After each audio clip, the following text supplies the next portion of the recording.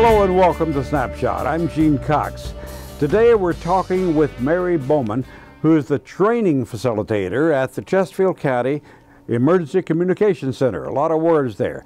You teach people how to answer 911 calls. That's basically what you do. Tell us about your job and the people you deal with here. Well, I'm in charge of doing all of the training for all of our new hires that come in, as well as doing all of the training for all of our current 911 dispatchers that we have here. Ongoing training. Ongoing training for all of our people that we have here.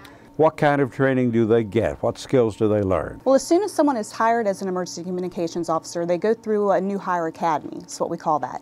So they'll learn all of the policies and procedures that it takes to be an emergency communications officer, and then they learn everything as far as the computers that they have to go through, the radio that they'll dispatch on, as well as how to answer 911 calls and the phone equipment that they'll have. How long does this training take? The academy part of it will last a little over 2 months that they'll have to go through. And in that process, we'll do some scenario-based training, so they'll get practice on how to handle the high stress type of calls that they'll go through, as well as how to dispatch some high priority calls. They'll also learn how to handle any medical calls that may come in, and to do that sort of what we call pre-arrival type instructions. So how to do CPR on the phone and anything like that. But the training doesn't end there. At that point, they'll come out to the actual floor and have what we call a training officer that sits with them, and they'll go through the call taking process with that trainer, the dispatch process with that trainer.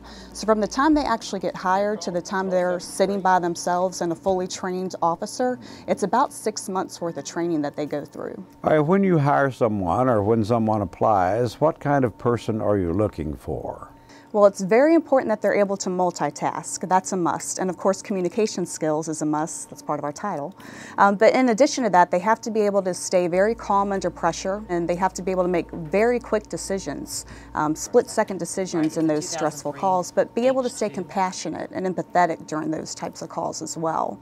Is there constantly a training class going on? We are currently hiring right now, so we do have a lot of training that's going on during this process, so we're welcoming people to come apply. I talked with some of your people here before this interview, and some of them have been here quite a while. We do range from people who have been new, who are new and go from just getting into the training all the way through 28 years of service here. So we have a wide range of people. Thank you, Mary. Mary Bowman, who is the training facilitator here at the Chesterfield County Emergency Communications Center. This is Snapshot. Thank you. I'm Gene Cox.